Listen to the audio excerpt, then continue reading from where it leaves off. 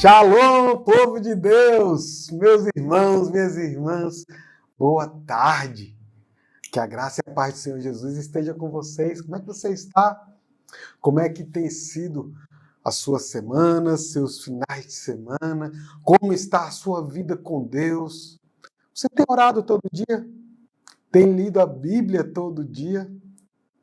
Ah, como é bom a gente poder ter essa certeza, né?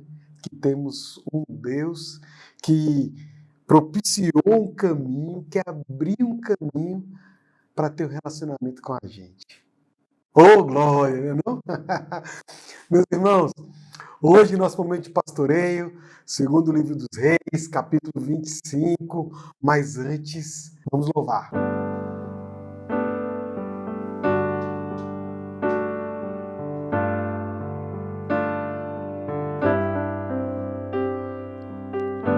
Louvado seja, Senhor, teu nome, entronizado entre as nações. Exaltarei a ti, Senhor,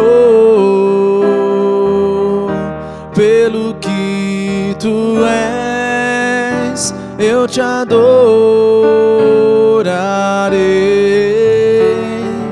Recebe a minha adoração, que é fruto de tua graça a mim e do teu amor que transborda em mim. O meu amor por ti, Jesus, engrandecerei, exaltarei teu nome diante dos reis e dos poderosos. Eu louvarei a ti, Senhor.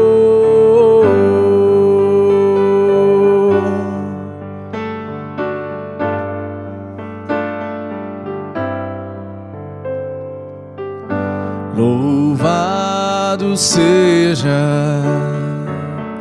Senhor, teu nome, entronizado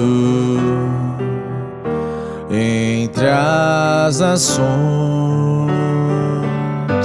Exaltarei a ti, Senhor, pelo que tu és, eu te adorarei. Recebe a minha adoração, que é fruto de tua graça a mim e do teu amor que transborda em mim. O teu amor por ti, Jesus, engrandecerei e exaltarei teu nome diante dos reis e dos poderosos. Eu louvarei a ti, Jesus, engrandecerei, exaltarei teu nome diante dos reis e dos poderosos. Eu louvarei a ti, Senhor.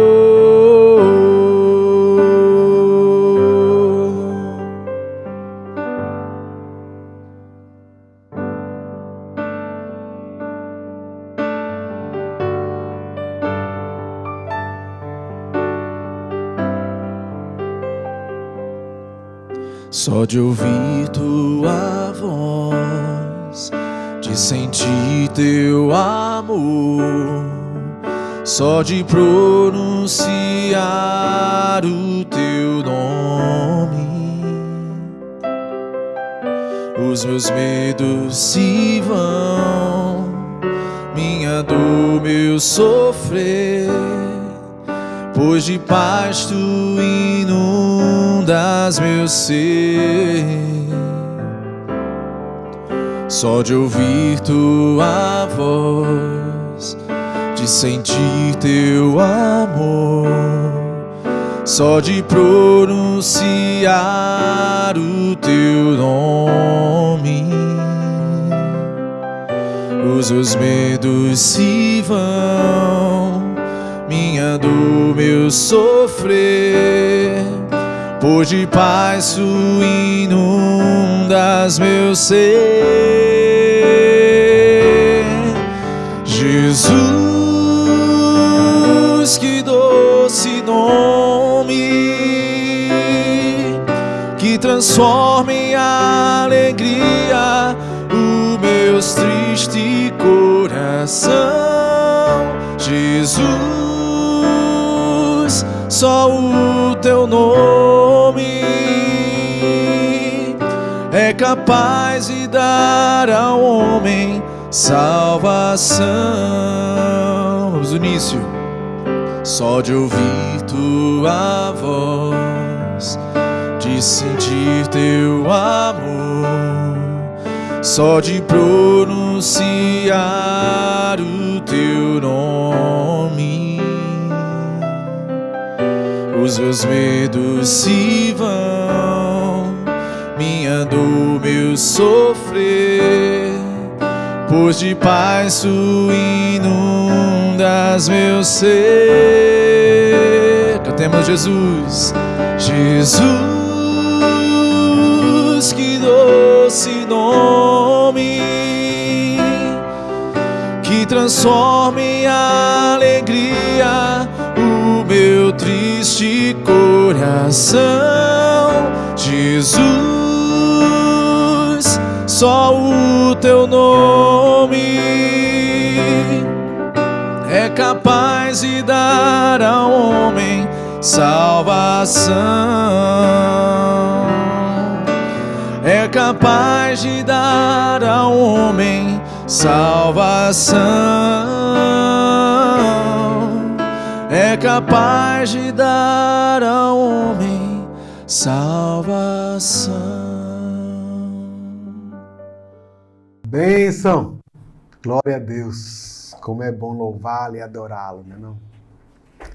Vamos orar mais uma vez, meus irmãos? E eu queria incentivar, como costumeiramente faço, incentivar você a colocar seus motivos de oração aí no chat, a olhar os pedidos de oração que foram colocados no chat, e orar uns pelos outros durante esse tempo. Não importa o dia que você estiver assistindo esse momento de pastoreio, mas olhe os motivos de oração e ore pelos seus irmãos, pelos nossos irmãos. Oremos uns pelos outros, né?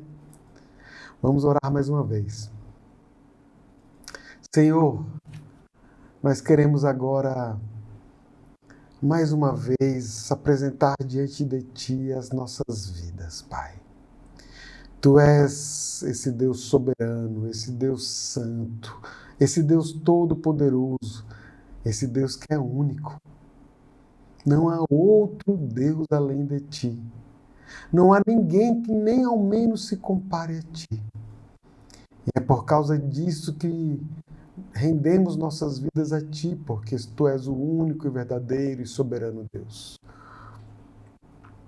Ó Senhor, conduz nossas vidas, enche-nos da Tua sabedoria, da intrepidez que precisamos para tomar decisões, para caminhar os caminhos que são necessários, mas também nos dá sabedoria para nos calarmos, nos retirarmos nos momentos em que, assim, glorificar o Teu nome. Senhor, abençoa nossas famílias, nossos filhos, nossos pais, irmãos, tios, sobrinhos, primos, também aqueles que têm netos. Abençoa, Pai, abençoa nossas famílias de um modo geral. nos livra do mal, nos livra de enganos e maus desígnios dos nossos próprios corações. Nos enche, Pai, daquilo que é bom e que é reto aos teus olhos. Ó Senhor, nós queremos nos prostrar diante de Ti. Nós queremos dizer que não por nós, não por nossa força, não por nossos méritos, mas toda honra, toda glória, todo louvor seja dado ao Teu nome. Abençoa os nossos líderes espirituais, abençoa os que estão em algum cargo, em alguma posição de liderança política também. Abençoa, Deus, as nossas congregações, nossas igrejas que estão espalhadas, a Tua igreja espalhada por todo o mundo, Pai. Meu Senhor, abençoa os irmãos que estão com motivos especiais, sejam eles de saúde, questões profissionais, financeiras, de relacionamentos. Traz da Tua cura, da Tua solução, Pai, que todos nós sabemos que ela é plena e que ela é eterna. Senhor, abençoa este momento de pastoreio, pois precisamos de Ti. Em nome de Jesus. Amém. Irmãos, hoje é o último capítulo do segundo livro de Reis, que é o capítulo 25. E nessa apresentação da história dos reis de Israel, eu estou mencionando como, né, os reinos do norte e do sul também. O livro ele encerra de uma forma muito peculiar. O reino do norte já havia sido levado cativo, o reino do sul ainda não, mas estava muito próximo disso. O rei de Judá, nesse momento, era Zedequias, filho de Joaquim, que foi, na verdade, o último rei ali do reino do sul, do reino de Judá, né? Mas Jerusalém, Judá, vinha numa sequência de reis maus, que eram maus aos olhos de Deus e que estavam se rebelando contra o rei da Babilônia, contra Nabucodonosor. E no capítulo 24, a gente vê Nabucodonosor levando cativa a nobreza de Jerusalém. Então veja, Jerusalém já estava meio que rendida, já estava meio que derrotada, estava em processos, não estava 100%, mas ela já não estava mais com toda a sua força, com todo o seu poder para encarar esse desafio. E muito pior do que isso, ela não tinha mais um relacionamento com Deus. O fato é que o rei Zedequias, assim como seus anteriores, havia se rebelado contra Nabucodonosor, que era um agente de Deus para cumprir, né, a sua justiça, a sua ira. E Zedequias iria, a partir de agora, sofrer as consequências, e que duras consequências. A gente vai ler o texto e vamos, né, à medida que o texto caminha, comentando aqui sobre ele. Então, 2 Reis, capítulo 25, versículo 1. Mantenha a sua Bíblia aberta, não fecha não, tá? Para a gente ler e conversar aqui sobre o texto. Diz assim a palavra do Senhor. Sucedeu que no 9º ano do reinado de Zedequias, aos 10 dias do 10º mês, Nabucodonosor, rei da Babilônia, veio contra Jerusalém, ele e todo o seu exército, e se acamparam contra ela, e levantaram contra ela tranqueiras em redor. Ou seja, Jerusalém estava sitiada. Era o 9º ano do reinado de Zedequias, e agora o Império Babilônico, lá de Nabucodonosor, estava sitiando Jerusalém. A cidade ficou sitiada até ao 11º ano do rei Zedequias. Percebam, 2 anos de sítio. Imagina, né? A cidade com os portões fechados, não havia comércio. A pobreza já reinava ali. O texto vai mostrar isso para a gente, mas você já pode começar a visualizar, né? A pobreza reinando ali, as pessoas começando a sofrer com tudo que estava acontecendo, principalmente com a escassez de recursos e com o medo desse império poderoso ali naquele momento. Versículo 3.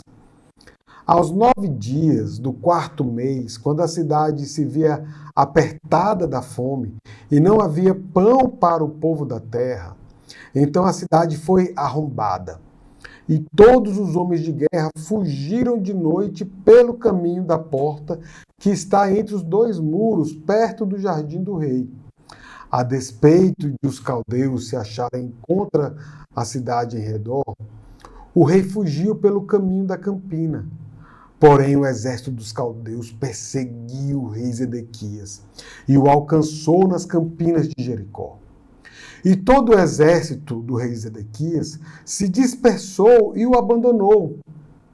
Então o tomaram preso e o fizeram subir ao rei da Babilônia, a Ribla. Ribla é uma cidade, tá? O qual lhe pronunciou a sentença. Percebam agora a sentença que foi dada ao rei Zedequias. Versículo 7. Aos filhos de Zedequias mataram a sua própria vista e a ele vazaram os olhos. Ataram-no com 2 cadeias de bronze e o levaram para a Babilônia.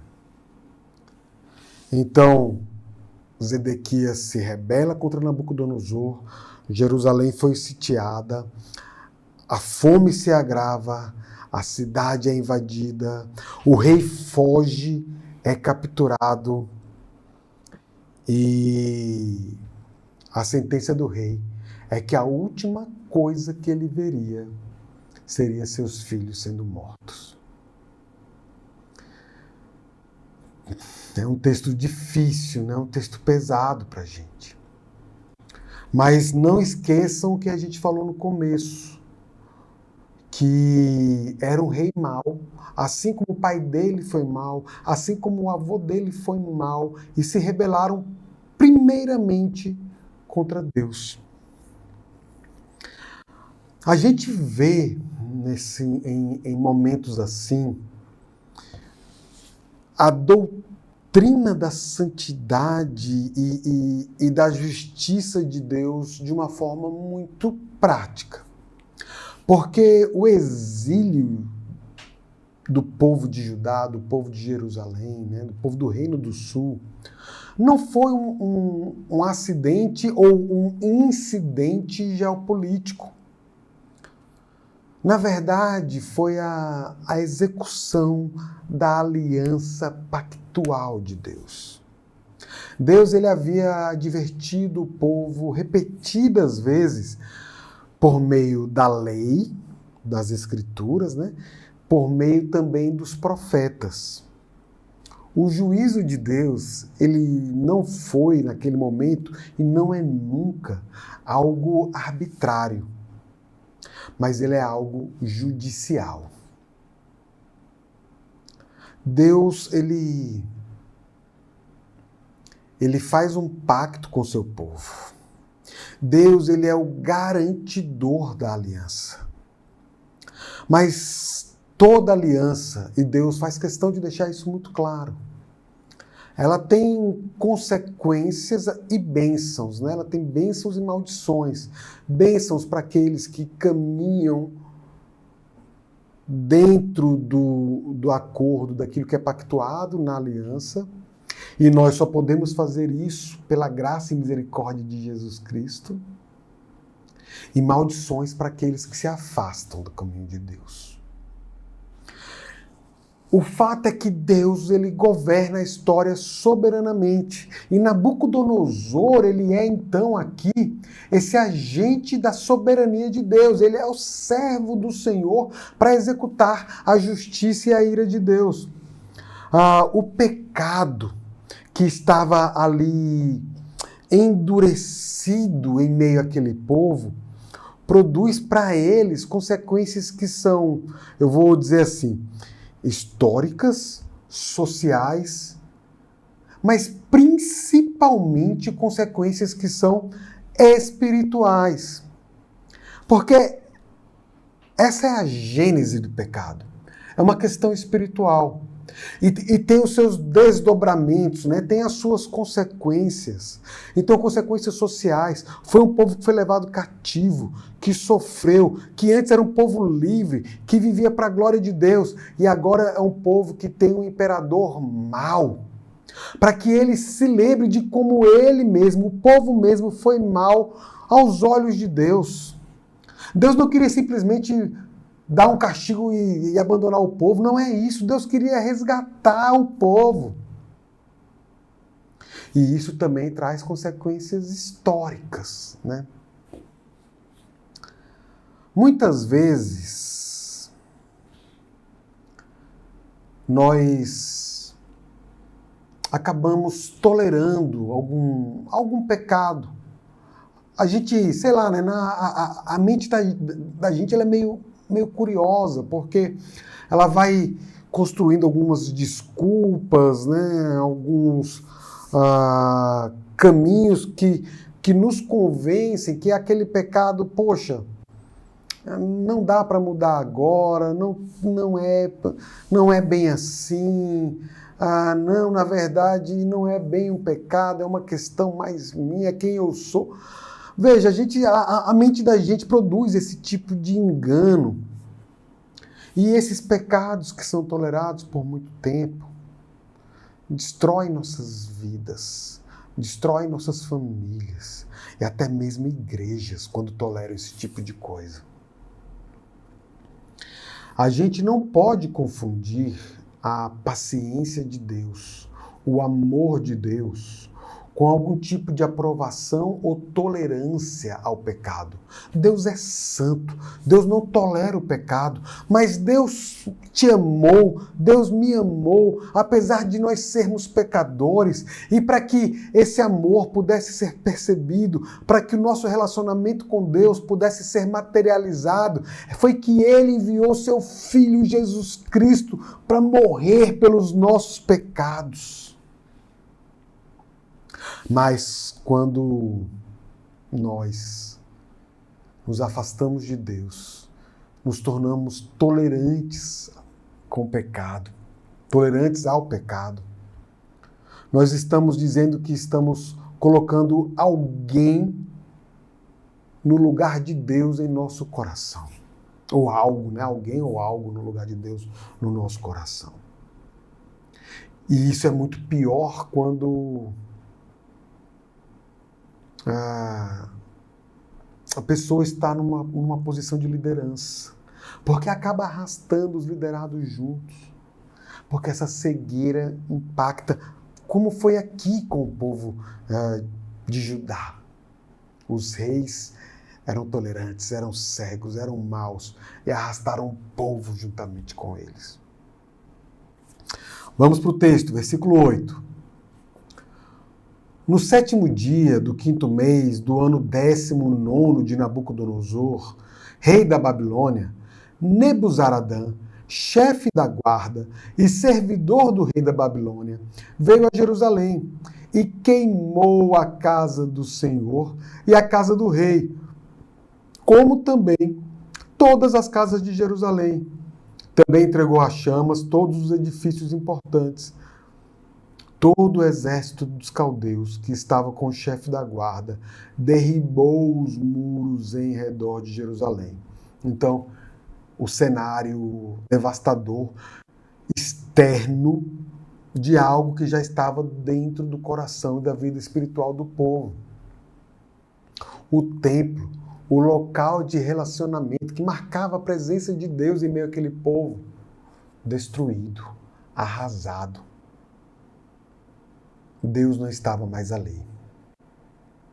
O povo tinha pedido um rei para que o governasse. Não tinha mais um rei. Agora tinha um tirano sobre a vida deles. A cidade, a terra prometida, seus muros estavam derrubados. Ali agora não era mais um local de paz. Ali era um lugar de medo. Versículo 11. O mais do povo que havia ficado na cidade e os desertores que se entregaram ao rei da Babilônia e o mais da multidão Nebuzaradã, o chefe da guarda, levou cativos. Porém, dos mais pobres da terra, deixou o chefe da guarda ficar alguns para vinheiros e para lavradores. Cortaram em pedaços os caldeus as colunas de bronze que estavam na casa do Senhor, como também os suportes e o mar de bronze que estavam na casa do Senhor, e levaram o bronze para a Babilônia. Levaram também as panelas, as pás, as espevitadeiras, os recipientes de incenso e todos os utensílios de bronze com que se ministrava. Tomou também o chefe da guarda os braseiros, as bacias e tudo quanto fosse de ouro ou de prata. Quanto às 2 colunas, ao mar e aos suportes que Salomão fizera para a casa do Senhor, o peso do bronze de todos estes utensílios era incalculável. A altura de uma coluna era de 18 côvados, e sobre ela havia um capitel de bronze de 3 côvados de altura. A obra de rede, as romãs sobre o capitel ao redor, tudo era de bronze, semelhante a esta era a outra coluna com a rede. Levou também o chefe da guarda a Seraías, sumo sacerdote, e a Sofonias, segundo sacerdote, e os 3 guardas da porta. Da cidade tomou a um oficial que era comandante das tropas de guerra, e 5 homens dos que eram conselheiros do rei e se achavam na cidade, como também ao escrivão-mor do exército, que alistava o povo da terra, e 60 homens do povo do lugar que se achavam na cidade. Vejam, os líderes. O rei, né, já tinha sido preso, os príncipes estavam mortos, a nobreza estava cativa, os demais líderes, é o que nós estamos falando aqui agora. Versículo 20. Tomando-os Nebuzaradã, o chefe da guarda levou-os ao rei da Babilônia, a Ribla. O rei da Babilônia os feriu e os matou em Ribla, na terra de Amate. Assim Judá foi levado cativo para fora da sua terra. Quanto ao povo que ficara na terra de Judá, Nabucodonosor, rei da Babilônia, que o deixara ficar, nomeou governador sobre ele a Gedalias, filho de Aicão, filho de Safã. É uma imagem, né, assim, devastadora. O templo queimado, Jerusalém derrubada, os utensílios são levados, líderes são executados, Judá levado cativo. O centro visível, né, da vida religiosa de Judá foi arrasado. Era essa evidência externa, né, da vida impenitente que o povo vivia. O templo agora já não poderia mais ser usado como um amuleto da sorte, porque era o papel que o templo tinha para as pessoas naquele momento ali da história. Eles não tinham mais o relacionamento com Deus, Deus não estava mais presente no templo, mas eles, né, continuavam usando aquilo como se fosse algo que dava, né, que poderia dar sorte, algum tipo de força para eles, né, Não, nem isso eles poderiam usar mais. Esse texto, ele confronta toda e qualquer falsa segurança que a gente possa ter, que esteja baseada em alguma instituição, em alguma tradição, né? Então, a gente às vezes se apega, né, a uma denominação, a gente se apega a algum tipo de rito, algum tipo de tradição, algum tipo de comportamento, mas não há uma fidelidade no coração. Nós não temos uma vida genuinamente piedosa diante de Deus. E isso traz para a gente, normalmente, essa segurança que, na verdade, é vã. Porque é um sentimento de segurança em coisas que não podem nos proteger, que não podem nos dar essa segurança que a gente espera. nós teríamos em Deus. Mas não nessas coisas. A gente busca meios de graça, meios de bênção, coisas que Deus nos dá, e coloca essas coisas no lugar do próprio Deus. E aí, de repente, alguém acha ruim que algum instrumento está sendo utilizado de alguma forma no louvor, no culto, do culto solene. Mas, gente, não, porque antigamente essa igreja não fazia assim. Ah, não, porque antigamente o pastor se vestia assado. Os líderes entravam de tal forma. Eles saíam daquela outra forma. Tudo isso é forma. É forma. Culto a Deus. Adoração ao Senhor.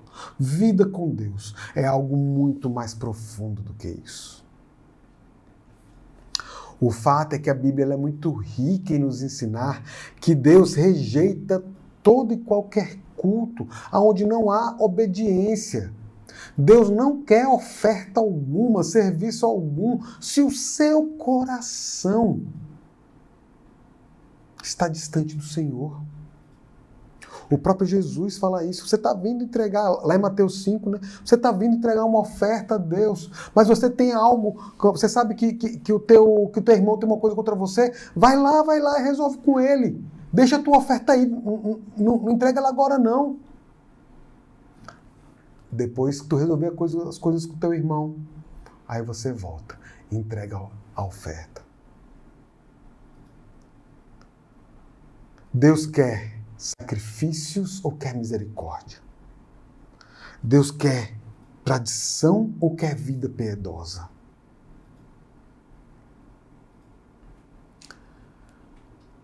O fato é que nós sermos feitos filhos de Deus nos traz privilégios.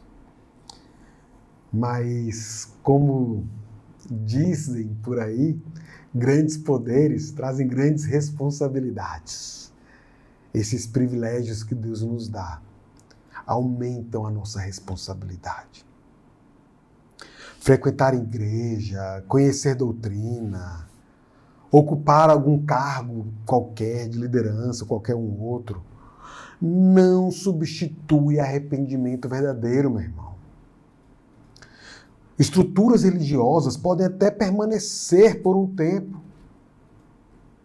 Mesmo quando a vitalidade espiritual já morreu, como foi o caso ali. Uma comunidade ela pode conservar a sua forma ortodoxa, né? E ainda assim estar moralmente arruinada.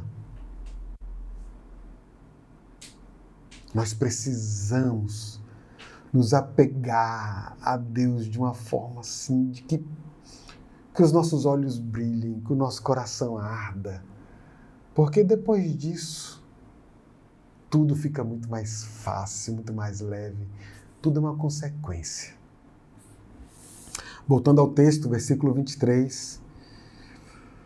Ouvindo, pois, os capitães dos exércitos, eles e os seus homens, que o rei da Babilônia nomeara governador a Gedalias, vieram ter com este em Mispa, a saber, Ismael, filho de Netanias, Joanã, filho de Careá, Seraías, filho de Tamunete, o netofatita, e Jezanias, filho do Maacatita, eles e os seus homens. Gedalias jurou a eles e aos seus homens e lhes disse: nada temais da parte dos caldeus, ficai na terra, servi ao rei da Babilônia e bem vos irá. Sucedeu, porém, que no 7º mês veio Ismael, filho de Netanias, filho de Elisama, de família real, e 10 homens com ele, e feriram Gedalias, e ele morreu, como também aos judeus e os caldeus que estavam com ele em Mispa. Então se levantou todo o povo, tanto os pequenos como os grandes, como também os capitães das tropas, e foram para o Egito, porque temiam aos caldeus. Percebam, meus irmãos, a profundidade da depravação humana. Porque mesmo depois do juízo devastador que o povo passou, ele não se arrependeu.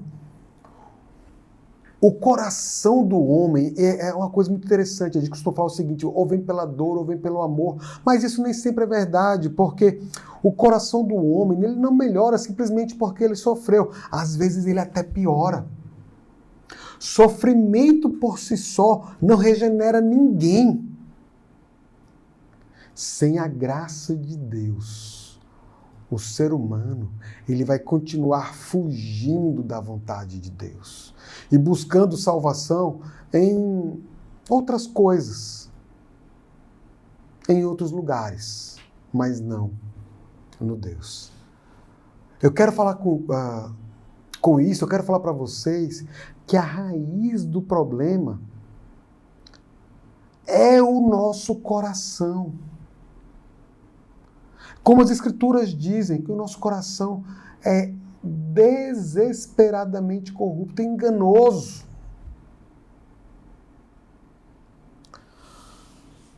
Por conta do nosso coração ser assim, é que a gente fala determinadas coisas. É porque a gente age de determinada forma. Mas a raiz de tudo está no nosso coração. Foi assim que Jesus interpretou os mandamentos, principalmente os mandamentos sociais, né, como a gente diz. O fato é que a simples experiência da dor não produz conversão, não produz arrependimento. A gente precisa, o homem natural precisa de Deus, porque ele, por conta do pecado, prefere algum tipo de autossalvação, de autorredenção a Deus. Ainda hoje, e talvez nesse ano, né, as coisas já estão voltando a aflorar, né?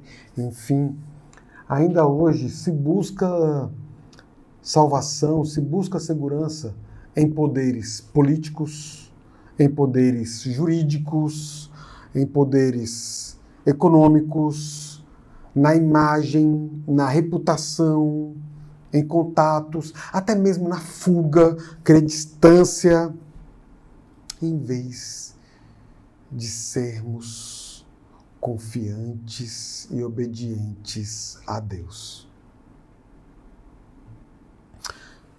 Vamos encerrar o texto, versículo 27. No 37º ano do cativeiro de Joaquim, rei de Judá, no dia 27 do 12º mês, Evil-Merodach, rei da Babilônia, no ano em que começou a reinar, libertou do cárcere a Joaquim, rei de Judá. Falou com ele benignamente e lhe deu um lugar de mais honra do que a dos reis que estavam com ele na Babilônia. Mudou-lhes as vestes do cárcere e Joaquim passou a comer pão na sua presença todos os dias da sua vida. E da parte do rei lhe foi dada a subsistência vitalícia, uma pensão diária durante os dias da sua vida. Estranho, né? Assim, tudo estava indo tão mal e no final o texto mostra que há uma luz no fim do túnel. O que é isso aqui? Nós vemos aqui o texto mostrando para a gente um sinal de esperança. Depois de tanta escuridão, depois de tanta devastação ali, o fato é que Deus não havia encerrado a sua história com seu povo. E a preservação de um rei davídico aponta para a continuidade da promessa. Esse pequeno detalhe, essa pequena luz no fim do túnel aqui, é algo enorme teologicamente. A linhagem davídica não foi apagada. E a promessa messiânica permaneceria viva, então. O juiz é real, mas não anula a fidelidade de Deus à aliança. Deus é fiel, Deus permanece fiel. De uma forma cristocêntrica, né? Isso nos prepara para olhar para algo que vem após o exílio, além do exílio, que é Cristo. o verdadeiro filho de Davi, o Rei dos Reis, aquele que reinará eternamente sobre o seu povo. Ele já reina eternamente sobre o seu povo. A graça de Deus triunfa sobre o desespero do momento histórico. E é isso que eu queria te falar, meu irmão. Eu não sei o que você está passando hoje, eu não sei qual é a sua dificuldade, mas a graça de Deus triunfa sobre isso. Esse texto de 2 Reis, capítulo 25, confronta uma ilusão de que o pecado prolongado poderia ser ali administrado sem nenhum colapso. Na verdade, esse capítulo mostra que essas crises nacionais, crises institucionais, crises familiares, elas têm, na verdade, uma dimensão que ela é moral e, principalmente, anteriormente, espiritual. É um texto que ensina que o sofrimento não substitui o arrependimento e não gera arrependimento. A gente precisa do Espírito Santo de Deus. Mas assim como Deus nos alcançou com graça, assim também nós agimos com graça uns para com os outros. Esse texto nos adverte contra confiarmos em nossas próprias forças, contra confiarmos em nossos próprios recursos, mas nos motiva e nos incentiva a confiarmos em Deus. Esse texto nos consola ao lembrar que a última palavra de Deus não é uma palavra de destruição, não é uma palavra de desolação, mas é uma palavra de redenção. Jesus Cristo veio e nos levará para morar com Ele eternamente e desfrutarmos assim da presença dEle para todo sempre. Amém. Amém. Vamos orar mais uma vez, meus irmãos? Ó Senhor, obrigado, Pai, porque em textos tão difíceis, Tu nos chama para uma meditação tão profunda. É a Tua palavra. Aplica ela em nossas vidas. Nos ajuda a viver a Sua palavra. Nos ajuda a termos uma vida piedosa que Te glorifique e que Te revele para todos aqueles a quem Tu nos der a nos relacionarmos. Sê conosco, Pai, pois precisamos de Ti. Em tudo precisamos de Ti. Abençoa os meus irmãos. Guarda-nos de todo mal. Em nome de Jesus. Amém.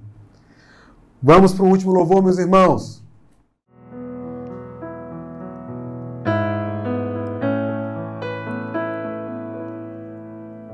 Eu preciso aprender um pouco aqui. Eu preciso aprender um pouco ali. Eu preciso aprender mais de Deus, porque Ele é quem cuida de mim. Se uma porta se fecha aqui, outras portas se abrem ali. Eu preciso aprender mais de Deus, porque Ele é quem cuida de mim. Deus cuida de mim. Cantemos, Deus cuida de nós. Deus cuida de mim. Na sombra das suas asas, Deus cuida de mim. Eu amo a sua casa e não ando sozinho. Não estou sozinho, pois eu sei, Deus cuida de mim. Deus cuida de mim. Na sombra das suas asas, Deus cuida de mim. Eu amo a sua casa e não ando sozinho. Não estou sozinho, pois sei, Deus cuida de mim.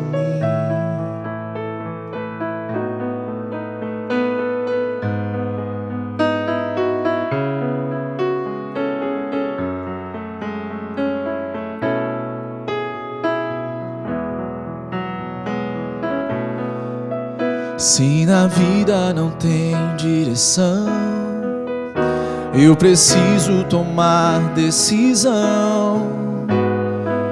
Eu sei que existe alguém que me ama, Ele quer me dar a mão.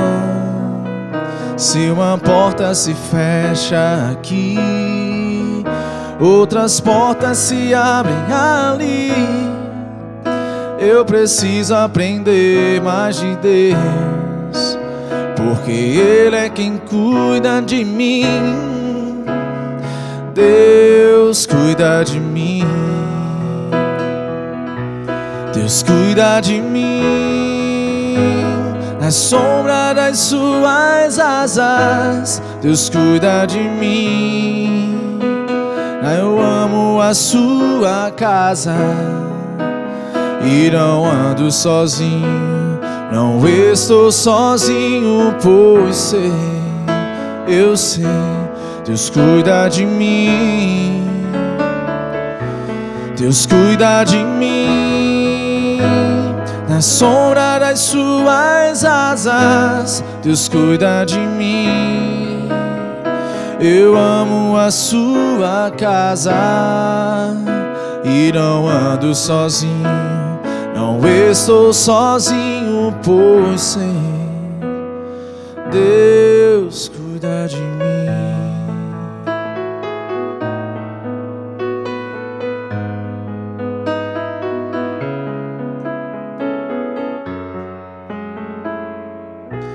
Deus cuida de mim. Amém. Deus te abençoe. Deus te guarde. E até a próxima. Tchau, tchau.